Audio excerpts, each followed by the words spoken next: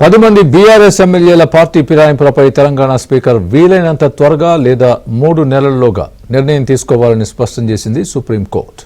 కాంగ్రెస్ లో చేరిన ఆ 10 మంది ఎమ్మెల్యేలపై అనర్హత వేటు వేయాలంటూ దాఖలైన పిటిషన్లపై supreme CJI justice B R Gavai నేతృత్వంలోని ధర్మాసనం సంచలన తీర్పిచ్చింది. విచారణను ఆలస్యం చేయాలని, అనర్హతకు గురయ్యే అవకాశం ఉన్న ఎమ్మెల్యేలు చూస్తే వారిపై చర్యలు తీసుకోవాలని కూడా స్పీకర్ను ఆదేశించింది సుప్రీంకోర్టు.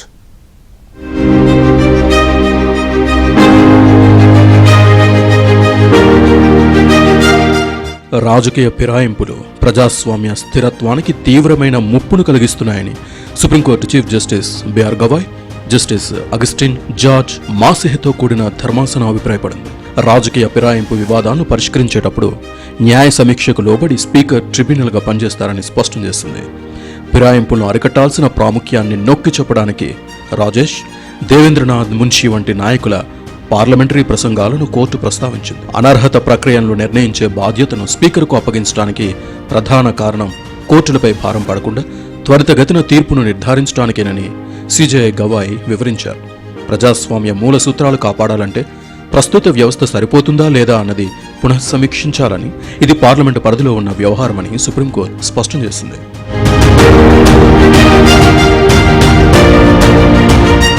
ఈ కేసు ప్రత్యేకతను దృష్టిలో పెట్టుకుని స్పీకర్కు ఎలాంటి ఆదేశాలు ఇవ్వకపోతే రాజ్యాంగంలో 10వ షెడ్యూల్ చేర్చిన ఉద్దేశమే విఫలమవుతుందని సుప్రీంకోర్టు తన తీర్పులో వివరించింది. స్పీకర్కి ఆదేశాలు ఇవ్వకపోతే ఆపరేషన్ విజయవంతమైంది, కానీ రోగి మరణించాడు అన్నట్టుగా కూడా మారుతుందని సుప్రీంకోర్టు వ్యాఖ్యానించింది. కిహోటో హోలోహన్ కేసు నుంచి సుభాష్ దేశాయ్ కేసు వరకు అన్ని రాజ్యాంగ ధర్మాసనం తీర్పులు స్పష్టంగా స్పీకర్కే అనర్హత నిర్ణయం అధికారం ఉందని చెప్పాయని సుప్రీం గుర్తు చేసింది. అందువల్ల 10 మంది ఎమ్మెల్యేలను అనర్హులుగా ప్రకటించాలన్న బీఆర్ఎస్ పిటిషనర్ల అభ్యర్థనను ఆమోదించలేమని కూడా సుప్రీంకోర్టు స్పష్టం చేసింది.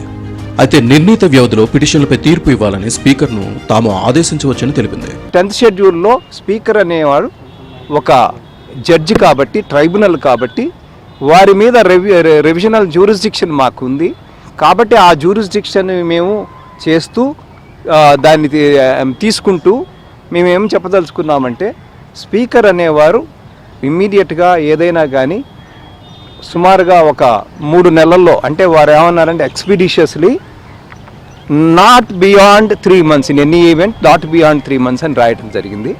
అంటే వారు ఏ విధంగానైనా కూడా 3 నెలల లోపల ఈ కేసును విచారించమని చెప్పడం జరిగింది.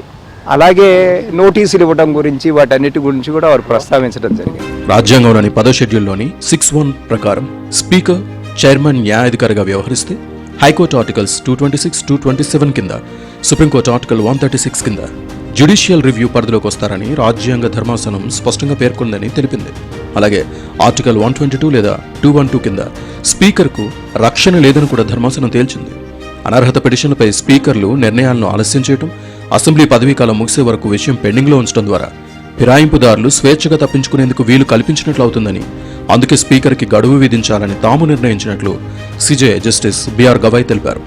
2020లో కీషా మేఘచంద్ర సింగ్ కేసులో 10వ షెడ్యూల్ ప్రకారం ఫిరాయింపుదారులపై నిర్ణయం తీసుకునేందుకు స్వతంత్ర ట్రిబ్యునల్ అవసరమని సుప్రీంకోర్టు అభిప్రాయపడిందని, ఎందుకంటే స్పీకర్లు రాజకీయ ఒత్తిళ్ల నుంచి స్వేచ్ఛగా పనిచేస్తారని ఆశించలేమనే విషయాన్ని కూడా ఈ తీర్పులో ప్రస్తావించారు. సుప్రీంకోర్టుకు సలహా ఇచ్చే అధికారం లేకపోయినా ఎమ్మెల్యేలను అనర్హులను చేయాలన్న అంశంపై స్పీకర్ లేదా చైర్మన్కు బాధ్యత అప్పగించడం వల్ల ఫిరాయింపుల చట్టం సమర్థంగా అమలవుతుందా లేదా అనే విషయాన్ని పార్లమెంట్ పునఃసమీక్షించాలని కోరింది.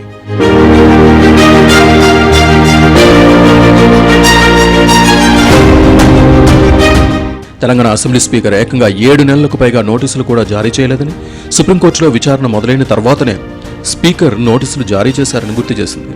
హైకోర్టు సింగిల్ బెంచ్ జడ్జి ఇచ్చిన ఆదేశంలో జోక్యం చేసుకోవాల్సిన అవసరం డివిజన్ బెంచ్ న్యాయమూర్తులకు ఏమాత్రం లేదని కూడా సుప్రీం ధర్మాసనం అభిప్రాయపడింది. 4 వారాల్లోగా విచారణ ప్రణాళిక రూపొందించాలని మాత్రమే సింగిల్ బెంచ్ ఆదేశించిందని, అనర్హత దరఖాస్తులపై నిర్ణయం తీసుకోవాలని టైం ఫ్రేమ్ విధించలేదని తెలిపింది. అందుకే డివిజన్ బెంచ్ జోక్యం తప్పు అని ధర్మాసనం అభిప్రాయపడింది. డివిజన్ బెంచ్ తీర్పును కొట్టివేసింది. అలాగే తెలంగాణ శాసనసభ కార్యదర్శి కూడా సింగిల్ బెంచ్ ఇచ్చిన ఆదేశాన్ని సవాల్ చేయాల్సిన అవసరం ఏమాత్రం లేదని కూడా సుప్రీం ధర్మాసనం అభిప్రాయపడింది.